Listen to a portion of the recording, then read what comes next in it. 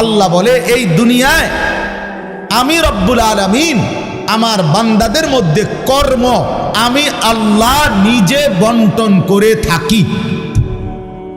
এটা কোরআনের আয়াত। আল্লাহ বলছে আমি বন্টন করি, আমি বন্টন করি, নাইলে কেউর পক্ষে সম্ভব না। আল্লাহ এই প্রখর রৌদ্রের মধ্যে কেউ কাজ করে, প্রচন্ড আগুনের মধ্যে কেউ কাজ করে। সিমেন্ট ফ্যাক্টরিতে গিয়ে দেখেন, রড ফ্যাক্টরিতে গিয়ে দেখেন। আমি একবার চুন ফ্যাক্টরিতে গেছি, চুন বানায় যে, ওইখানে দেখছি ছাতক সিলেট, এই যে মানুষের পানের লগে চুন খায় যে, এডি আল্লাহু আকবার, আমার কাছে মনে হচ্ছে এটা একটা জাহান্নামের টুকরা। আগুন কাকে বলে? এত তীব্র প্রখর আগুন।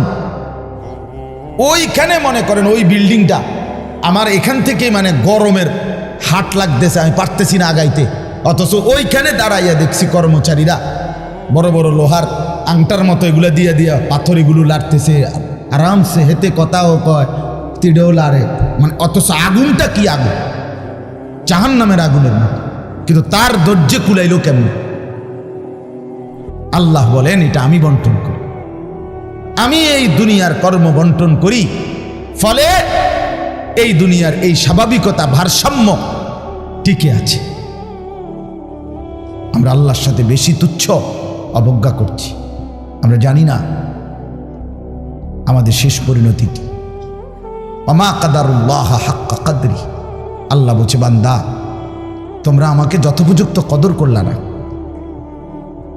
আসসামাওয়াতু মাতবিয়াতুম বিয়ামিনি, আল্লাহ বলে জানো বান্দা আমি সেই আল্লাহ যে চাইলে এক সেকেন্ডে এই 7 আসমান একটা পলকের মধ্যে মিনিটের ভিতরে গুটাইয়া আমি আমার কুদরতি হাতে নিয়ে আসতে পারি। তুমি কোন নেতার উপরে ভরসা করে অহংকারী করছো? কিসের উপর? তোমার এই বিল্ডিং না, তোমার এই টাইলস, তোমার এই 5 তারার ফাইলিং, তোমার এই ইঞ্জিনিয়ারের নিশ্চয়তা, আপনার এই সয়েল টেস্ট রিপোর্ট, এটার উপরে ভরসা করে আপনি অহংকার করছেন না? স্বামী বিদেশ, এ কারণে মা বোন বাজারে ঘুরছেন না? বাপ তোমাদের ছেলেরা, তোমাদের বাবা কিছু টাকা রোজগার করছে, এই কারণে জিন্দিগি এভাবে ফেলে দিলা। এক ওয়াক্ত নামাজ পড়তে মন চায় না, তাহলে আল্লাহ লাগবে না বন্ধু? না, মালিক লাগবে না? সোজা কথা, অনুভূতি জাগা দরকার দোস্ত, বিবেক জাগা দরকার। বলেন সারা দিনে মোবাইল টিপে জিন্দিগির কি অর্জন হচ্ছে? জীবনটা আমাদেরকে কি পরিমাণ হায়াতের সময় আমাদের নিচ্ছে। আহা যুবক, যদি বুঝতেই হবে বাপ, ও চিরেই বুঝবেন, ও চিরেই বুঝবেন। এই প্রযুক্তি আগে ছিল না, আগামী দিনে থাকবে না। ফেসবুক থাকবে না, ইউটিউব থাকবে, যেহেতু আগে ছিল না, সামনেও থাকবে না। কত প্রযুক্তি তো নাই। ফিতাওয়ালা সেই ক্যাসেট এখন নাই। তখন কি ফিতাওয়ালা ক্যাসেটওয়ালারা ভবিষ্যৎবাণী করছিল যে এটা আর থাকবে না? পাতলা পাতলা যে সিডি, এগুলো তো এখন নাই। তখন কি ওই সিডিওয়ালারা ভবিষ্যৎবাণী করছিল যে এগুলো থাকবে না? এটাও থাকবে। ওয়াখলুকুকুম মা লা তা'লামুন, কোরআনুল কারীমে আছে আল্লাহ তাআলা বলেন ওয়াল খাইলা ওয়াল বিগালা ওয়াল হামিরা লিতারকাবুহা ওয়া জিনা, আমি আল্লাহ তাআলা গাধা, ঘোড়া, খচ্চর তোমাদের যানবাহনের জন্য দিয়েছি। মজার কথা হলো এরপরে আল্লাহ বলছে এরপরে আমি অচিরেই সামনে আরো অনেক কিছু বানাবো, সৃষ্টি করতে থাকবো যা তোমরা জানো না। মুফাসসিরিনে কেরাম বলে এই কথাটাই প্রমাণ করে কোরআনের যে পৃথিবীর কোনো আধুনিকতাই এখানে শেষ হবে না, এর চাইতে আবার আগে বাড়বে, আরো সামনে হবে। বুঝেন নাই কথাটা? আধুনিকতা এখানে শেষ, এখানে এখানে শেষ, বরঞ্চ ইসরাফিলের ফু পর্যন্ত উৎকর্ষ আধুনিকতা বাড়বে, আরো আসবে, আরো আসবে, আরো আসবে। আর কি হইতে পারে, আপনি দেখবেন।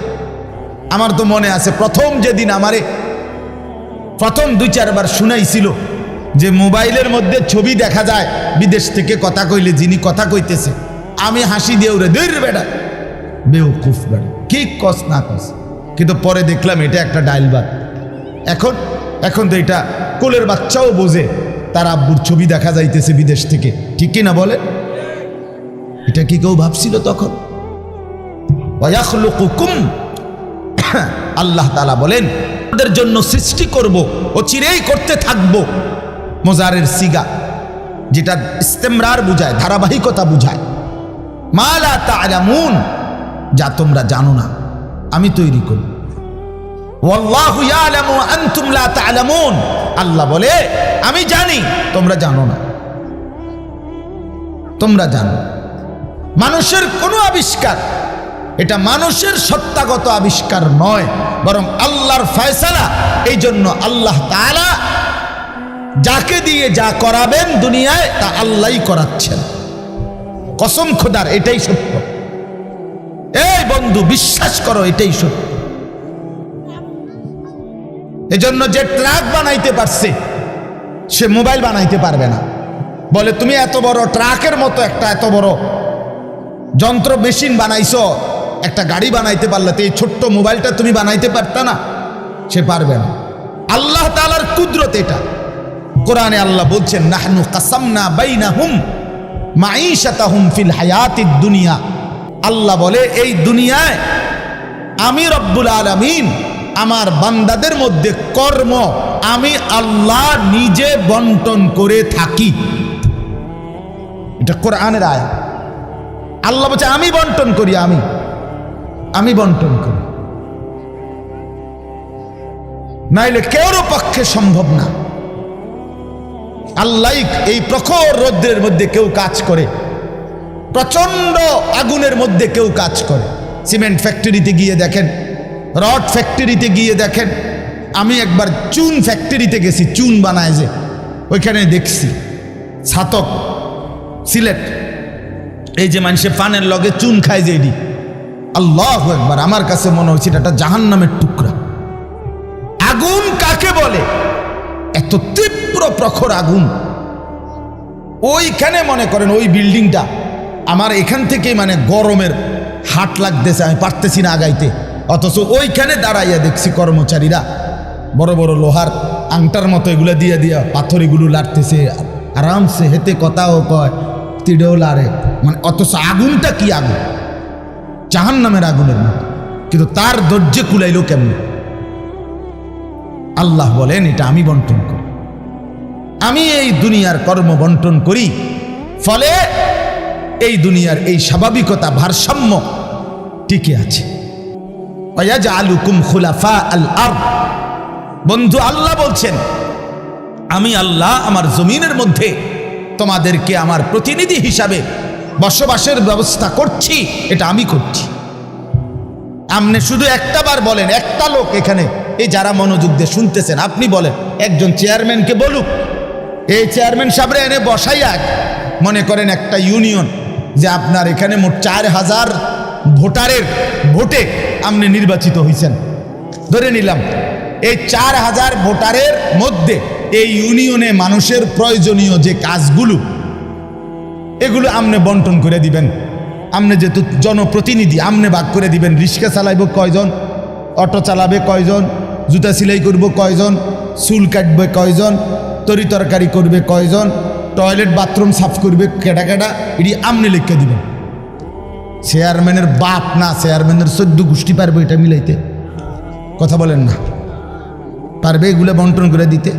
যারে প্রথম বলবো যে তুমি রিক্সাটা চালাইবা, তে কব কি আমি কি ভোট অর্ধেক নিয়ে দিছি, আপনি প্রথম রিক্সাটাই আমারে দিলেন, আপনি কি কমপক্ষে প্রাইভেট কার্ডটাও দেখলেন না? বলবে কি না বলেন না? সম্ভব? এটা সম্ভব। সুবহানাল্লাহ। নাহনু কাসামনা বাইনাহুম মাঈশাতাহুম ফিল হায়াতিদ দুনিয়া। রব্বুল আলামিন বলেন দুনিয়ার হায়াতে আমার প্রতিটা বান্দার কর্মের বন্টন আমি করে থাকি। ওয়ারাফা'না বা'দাহুম ফাওকা বা'দিন, এরপরে আজীব কথা আল্লাহ বলেন, আমি রব্বুল আলামিন আমার বান্দাদের মধ্যে এই দুনিয়ায় একদল আরেক দল, একজন আরেকজনের উপরে মর্যাদাবান করে থাকি। ফলে লিয়াত্তাখিযা বা'দুহুম বা'দান সুখরিয়া, ফলে আমার বান্দারা একে অপর থেকে নিজেদের প্রয়োজনীয় কাজগুলো আদায় করতে পারে। সুবহানাল্লাহ। আল্লাহ বলেন, আমি মাথায় ঢুকাইছি, তুই রিক্সা চালা, এই প্যাসেঞ্জার তোর সিটের উপরে বসে, সে বসে থাকবে, তুই চালাবি। আল্লাহ বলেন, এটা এই যে একজন দুইজনই মানুষ, এটাও মানুষ ওইটাও মানুষ। এই লোকটা প্রতিটা প্যাডেল মানে রিক্সা ঘুরাচ্ছে, তার ঘাম বাইয়া পড়তেছে, আত্মে বেটা জমিদারের মতো সে এয়াটার মধ্যে, ফোমের এয়াটার মধ্যে সিটটার মধ্যে বইয়া মোবাইলে কথা কয়, ঠ্যাং দুইটা আলগি দিয়া, কিরে বেটা কি তারে। তা সে যদি বলতো, বেটা প্রয়োজনে ভিক্ষা করে খামু বেটা, তো তোরে এভাবে টাইনতাম না, নাম বেটা দুজন একটা যাবো বেটা। কথার কথা, কে তারে বুঝাবে তখন? কিন্তু আল্লাহ তাআলা বলেন, আমি আমার এই বান্দাদের মধ্যে বুঝাইছি, একজন ড্রাইভার, একজন প্যাসেঞ্জার, একজন বিক্রেতা, একজন ক্রেতা, একজন সারাটা দিন মেহনত। আহা বন্ধু, আমি তো অনেকবার, আমি ঢাকা যখন পড়ালেখা করছি, কত সময় তাকায় দেখছি এই যে গার্মেন্টস মিল ফ্যাক্টরির শ্রমিকরা, ছেলে মেয়েগুলো, কি পরিমাণ মানবেতর জিন্দিগি। তারা এই 8 ঘন্টা 10 ঘন্টা ওভার টাইম করে ডিউটি শেষ করে ছোট্ট ছোট্ট খুপড়ির মতো কোন রকম জিন্দিগির জীবনটা তারা কষ্ট করে চালায়। অল্প কয়টা টাকা বেতন পায়, বেতনটার জন্য কত সময় কত আন্দোলন করতে হয় তাদেরকে। এই সামান্য কয়টা টাকা দিয়ে তারা জীবনটা নির্বাহ করে বছরের পর বছর, অথচ তাদের সেই কষ্টের মেহনতের পরিশ্রমের পণ্যটা বিক্রি করে মালিক ও পক্ষ কোটি কোটি টাকার রাজপ্রাসাদে আলিশান বিত্ত বৈভবের মধ্যে উল্লাস করছে। আল্লাহ বলেন, বান্দা এই যে ব্যবধান, এটা আমি করছি, এটা আমার ফয়সালা, আমার ইচ্ছা।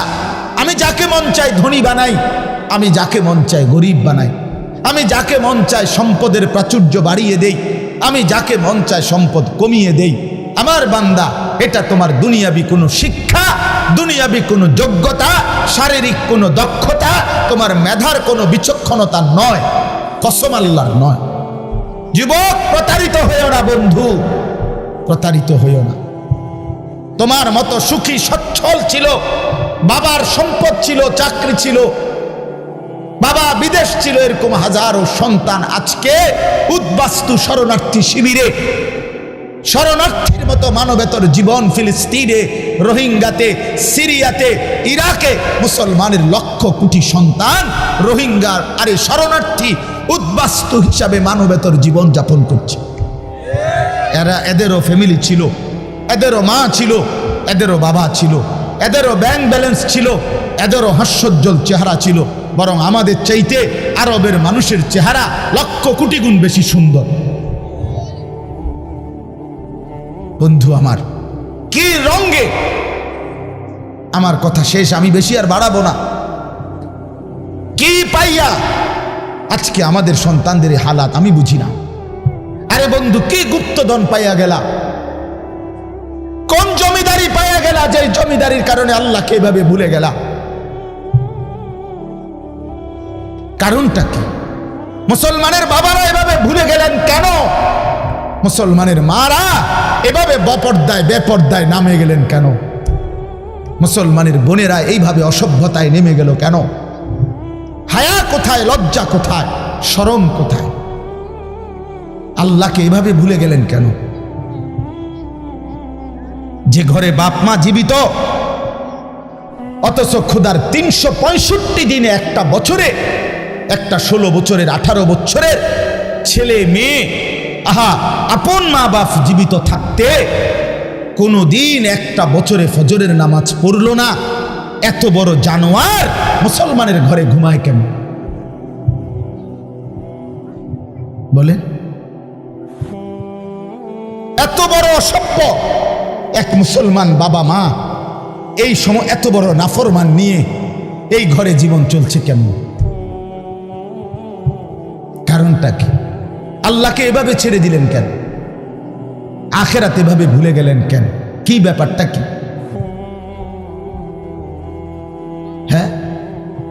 এই পৃথিবীর চারদিকে চতুর্দিকে যদি মুসলমান মজলুম হয়, নির্যাতিত হয়, তা আমরা কি মাটির মধ্যে না, নাকি আমরা চাঁদের দেশে? আমরা মাটিতে থাকি না উপরে থাকি?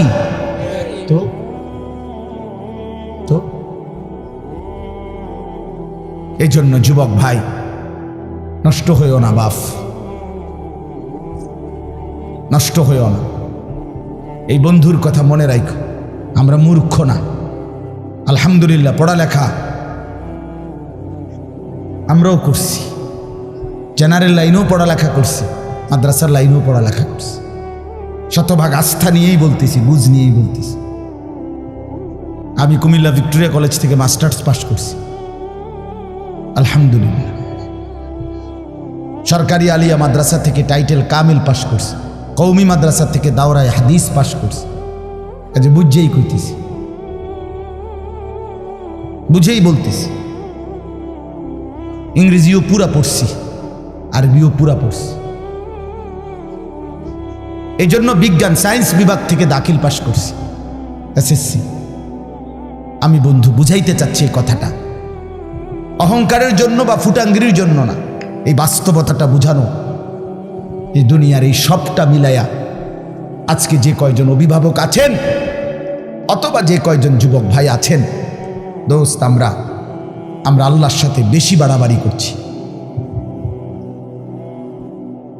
আমরা আল্লাহর সাথে বেশি তুচ্ছ অবজ্ঞা করছি। আমরা জানি না আমাদের শেষ পরিণতিটি। ওমা কাদারুল্লাহ হাক্কা কদরি, আল্লাহ বলছে, বান্দা তোমরা আমাকে যথোপযুক্ত কদর করলা না। ওয়াসসামাওয়াতু মাতবিয়াতুম বিয়ামিনি, আল্লাহ বলে, জানো বান্দা, আমি সেই আল্লাহ যে চাইলে এক সেকেন্ডে এই 7 আসমান একটা পলকের মধ্যে, মিনিটের ভিতরে গুটাইয়া আমি আমার কুদরতি হাতে নিয়ে আসতে পারি। তুমি কোন নেতার উপরে ভরসা করে অহংকারী করছো? কিসের উপরে? তোমার এই বিল্ডিং না, তোমার এই টাইলস, তোমার এই 5 তলার ফাইলিং, তোমার এই ইঞ্জিনিয়ারের নিশ্চয়তা, আপনার এই সয়েল টেস্ট রিপোর্ট, এটার উপরে ভরসা করে আপনি অহংকার করছেন না? স্বামী বিদেশ, এ কারণে মা বোন বাজারে ঘুরছেন না? বাপ, তোমাদের ছেলেরা, তোমাদের বাবা কিছু টাকা রোজগার করছে, এই কারণে জিন্দিগি এভাবে ফেলে দিলা। এক ওয়াক্ত নামাজ পড়তে মন চায় না, তাহলে আল্লাহ লাগবে না বন্ধু? না, মালিক লাগবে না? আল্লাহকে লাগবে না? তাই আজকে যারা এশার নামাজ পড়ো নাই, কেন পড়লা না? এই হাইওয়ান, পড়লা না কেন? এই হারামি, পড়লা না কেন? সারাদিনে এক ওয়াক্ত নামাজ পড়ো নাই যে? তোমার চাইতে নিকৃষ্ট মানুষ, নির্লজ্জ মানুষ আর কে হইতে পারে? মুসলমানের ঘরে জন্ম নিয়ে এক মুসলমান মায়ের পবিত্র দুধ এক টানা 2টা বছর খেয়ে এত নিকৃষ্ট মানুষ হয় কেমন? এত নিকৃষ্ট মুসলমান হয় কেমনে মিয়া? এত অসভ্য মুসলমানের রক্ত এত বেদামি হবে কেন? অনুভূতি এভাবে মরে যাবে কেন? এই জন্য আমি আপনাদের সামনে কোরআনুল কারীমের যে আয়াতটা পড়ছি, সূরা আলে ইমরানের 102 নম্বর আয়াত, আল্লাহ তাআলা বলছেন, ইয়া আইয়ুহাল্লাযীনা আমানুত্তাকুল্লাহা হাক্কা তুকাত, হে ঈমানদারগণ, হে মুসলমানরা, মুমিনরা, তোমরা আমার, আল্লাহ বলছে 89 বার কোরআনুল কারীমের মধ্যে আল্লাহ তাআলা, একবার দুইবার না দোস্ত, হে ঈমানদারগণ, হে আমার মুমিন বান্দা, এই কথা বলে আল্লাহ 89, 8, 9, 89 বার আল্লাহ কোরআনে ডাক দিয়েছেন।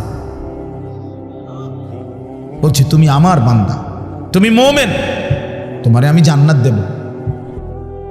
বান্দা, তোমারে আমি জান্নাত দিতে চাই, বিশ্বাস করো, তোমার জন্যই জান্নাত, কোনো বেঈমানের জন্য জান্নাত না।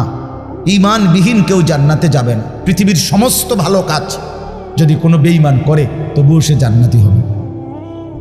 গোটা পৃথিবীটাও যদি কেউ মালিক হইয়া দান করে দেয়, এত বড় মহানুভব, কিন্তু সে বেঈমান, ইমান হারা, কালেমা হারা, সে কশ্চিন কালেও পরকালীন মুক্তি পাবে না। ইমান এইসা সম্পদ, ইমান এতনা দামি জিনিস, এতটা দামি সম্পদ। ইমান বিহীন গোটা পৃথিবীর কিছুরই কোনো মূল্য নেই। তো আল্লাহ বলে সেই ইমান আমি তোমাকে দিয়েছি বান্দা, আমি গ্রহণ করছি। ইয়া আইয়ুহাল্লাযীনা আমানু, হে ইমানদারগণ। তার মানে তোমার এটা ফরমটা আমি নিছি, তোমার ইমানদার হিসাবে গ্রহণ করছি, তোমারে মুসলমান বলে নিলাম আমি। এই জন্যই তো ডাক দিলাম, আমার বান্দা ডাক তো তোমাকে দিলাম।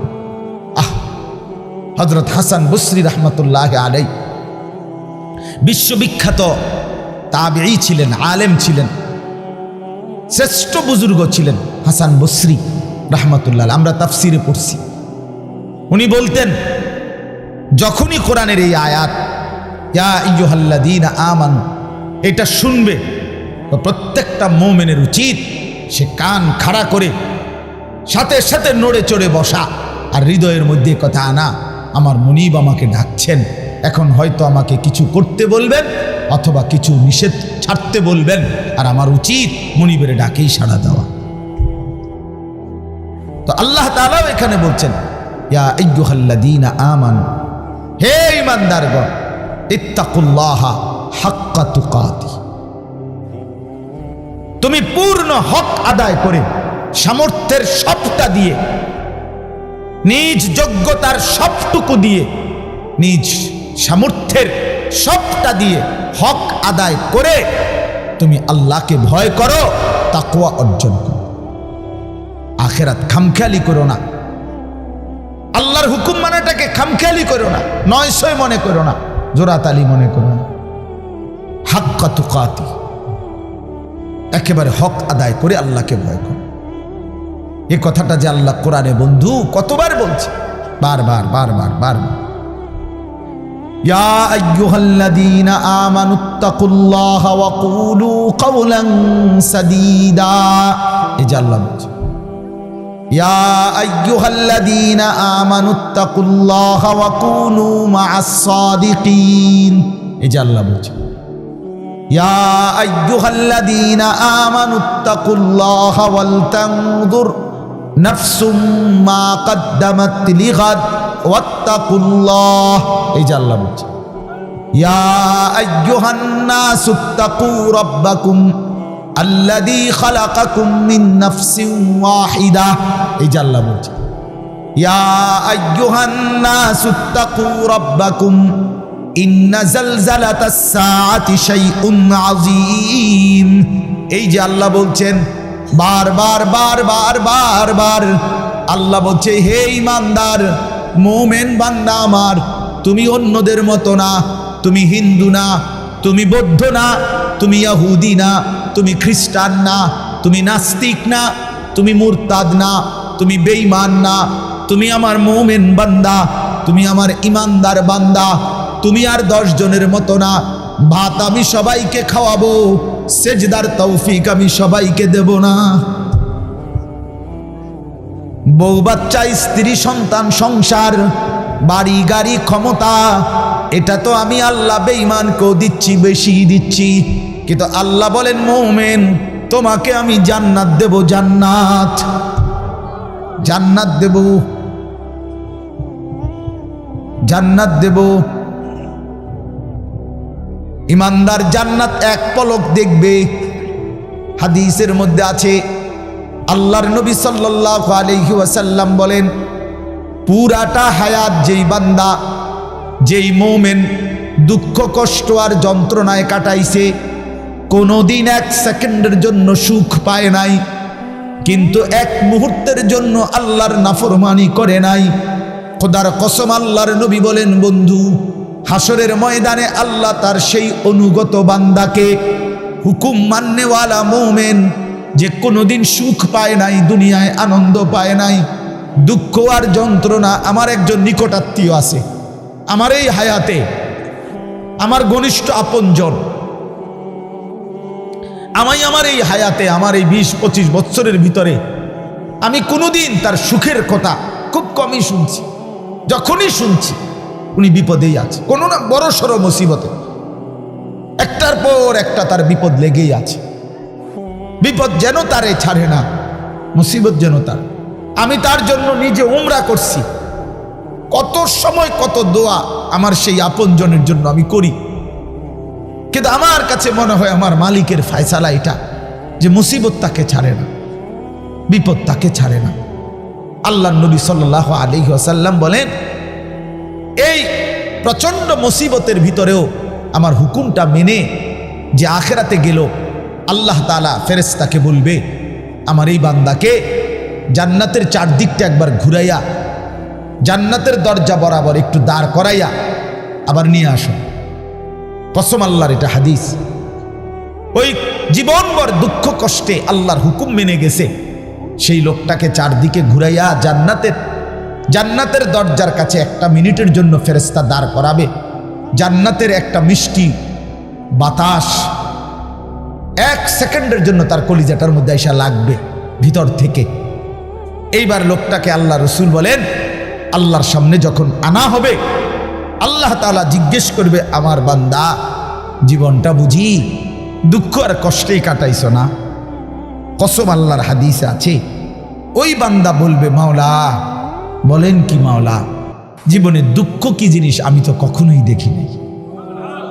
আল্লাহর কসম, রসুল বলছে মুমিন ওই 1 সেকেন্ডের জান্নাতের বাতাস তার 70 বছরের দুঃখ ভুলায় দেবে, মুসিবত ভুলায়। এজন্য বন্ধু চালাক মনে করেন না, সিটার বাটপার যারা, হ্যাঁ আমনে চালাক, আমরা বেকুব, জি না, আমরা ভাত খাইয়া বড় হয়েছি। আমি বন ফানি চা দিয়া ভিজাইয়া খাইয়া বড় হয়েছি না। যুবক তোমরা যারা নামাজ পড়ো না আর সারাদিন নারীর ছবি আর নর্তকীর নাচ গান আর এই ফালতু জিন্দিগি, সমবয়সীদের সাথে আড্ডার মাস্তানি আর এই সদর বদর, তুমি চালাক বেটা। হ্যাঁ আমি বেওকুফ। কেন বেওকুফ হবো আমি? তুমি যা খাইয়ে বড় হইছ আমি তো তা খাইয়েই বড় হইছি। এই মাটি আলো বাতাসে যদি তুমি বড় হও তো আমি কি মাটির তলে বড় হইছি? বুঝবো না কেন? বুঝি না কেন? কি বেশি বুঝ জ্বালাইছো তুমি? আপনারা যারা সুদ খান, ঘুষ খান, হারাম খান, আপনাদের যাদের অবৈধ উপার্জন, আপনাদের যাদের স্ত্রী বেপর্দা, আপনাদের যাদের মেয়ে বেপর্দা, আপনাদের যাদের ঘরে রঙিন টেলিভিশনে নাচ গান নর্তকীর ছবি সারা বছরের পর বছর চলে, আপনারা মোটেই চালাক না, আপনারা বেওকুফ, আপনাদের ফ্যামিলিও বেওকুফ। মিয়া আহাম্মক, মিয়া আপনি ধরা খাইছেন, মিয়া আপনি হেরে গেছেন, মিয়া হেরে গেছেন, জীবনের কাছে হেরে গেছেন, আখিরাতের সামনে হেরে গেছেন, কবরের সামনে হেরে গেছেন।